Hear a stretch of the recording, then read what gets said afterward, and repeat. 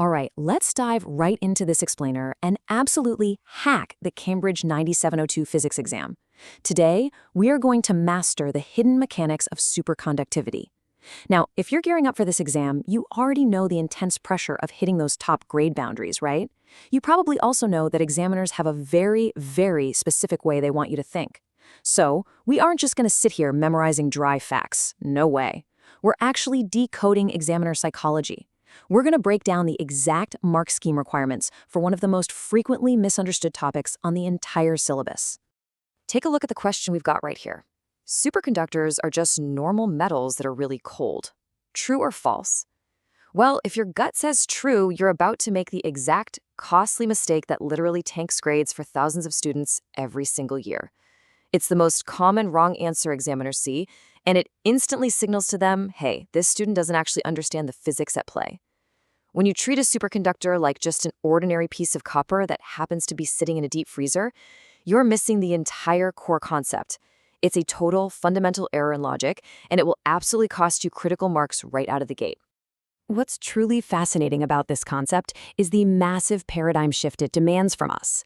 Superconductivity isn't just about, a metal getting colder and conducting slightly better. That is merely a quantitative change. Instead, what we're looking at is a massive qualitative leap into what physicists call a collective state. It's literally a completely different regime of matter. Think of it like the difference between slightly improving a standard resistor and unlocking an entirely new physical behavior. Getting this distinction straight in your mind right now is the very first step to writing a top band exam answer. So the absolute crucial point here is that this effect belongs to the material as a whole. We're not talking about independent electrons just behaving normally anymore. The gold standard definition you need to use is a threshold phenomenon. This basically means that above a certain condition, the material behaves one way, but drop below it and it enters this remarkable collective state of essentially zero electrical resistance. And hey, do not forget the second part of that definition, important magnetic behavior. Examiners are actively hunting for both of those elements to award you full marks. Because this relies on a threshold, you absolutely must memorize the definition of critical temperature. Why? Because it proves to the examiner that you understand the phenomenon relies on a very specific environmental trigger.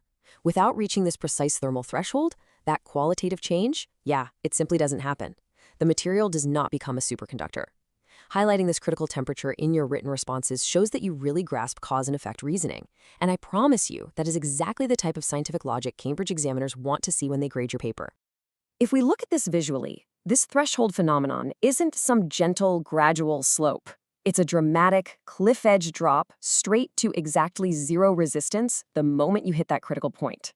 If you were going to sketch this out on a blackboard, or even just doodle it in the margins of your exam paper, you wouldn't draw a gentle curve slowly tapering off. You draw a sudden, sharp plunge. This perfectly represents that qualitative leap into the collective state we were just talking about. It's either in the state or it isn't. There's absolutely no in between. Okay, in just a minute, I'm going to share the exact examiner wording, the real secret sauce that transforms a weak 2-mark answer into a flawless 4-mark answer. But first, to make that clue blindingly obvious, we need to build the framework of practical limits. You see, understanding the sheer magic of zero resistance is only half the battle. To unlock those absolute highest marks, you have to prove you understand why we aren't using superconductors for literally everything in our daily lives. We need to ground this incredible physics concept in cold, hard engineering reality. So, how does reality actually set in? Well, you have to balance incredible medical and research applications against some seriously harsh, expensive constraints. Yes, superconductors allow for the incredibly high field magnets we need in MRI machines and advanced precision research. But maintaining that critical temperature, that requires intense cooling, which translates to massive costs and really strict material class limits. Fun fact for you, MRI machines use enough liquid helium to float a small blimp just to keep things cold enough. To an examiner, a student who only lists the applications without mentioning these intense operating constraints is a student who only grasps half the picture. This brings us to what I like to call the magical material trap. Honestly, examiners will ruthlessly dock your marks if you treat superconductors like magical sci-fi materials without demonstrating balanced reasoning about their real-world limits. It is so incredibly tempting to just write about endless free energy and floating transport, but the syllabus explicitly demands that you evaluate feasibility rather than simply celebrate the possibility. always acknowledge the intense cooling requirements and the limits of the magnetic fields these materials can actually handle before they completely break out of their superconducting state. All right, this right here is your ultimate revision tool. If you can mentally walk through these 4 anchor prompts, you can reconstruct a high-scoring exam answer no matter how weirdly or trickily the question is phrased. Start with the definition of the threshold phenomenon. Move to the microscopic cause, that's the collective state of matter. Then explicitly state the macroscopic consequence, which is zero electrical resistance. Finally, ground all of it in a real application, like an MRI machine, right alongside its practical cooling limitation. Simply talking through these 4 prompts guarantees you won't leave any easy marks on the table. And here is that high mark framework I promised you earlier. It perfectly bridges the gap between understanding the collective state and writing exactly what the mark scheme is begging for. We call this the AVD answer framework. You start by stating the core concept. Then back it up with evidence or data, like the critical temperature threshold. Next, apply scientific reasoning to explain the cause and effect. And finally, package it all in precise examiner wording.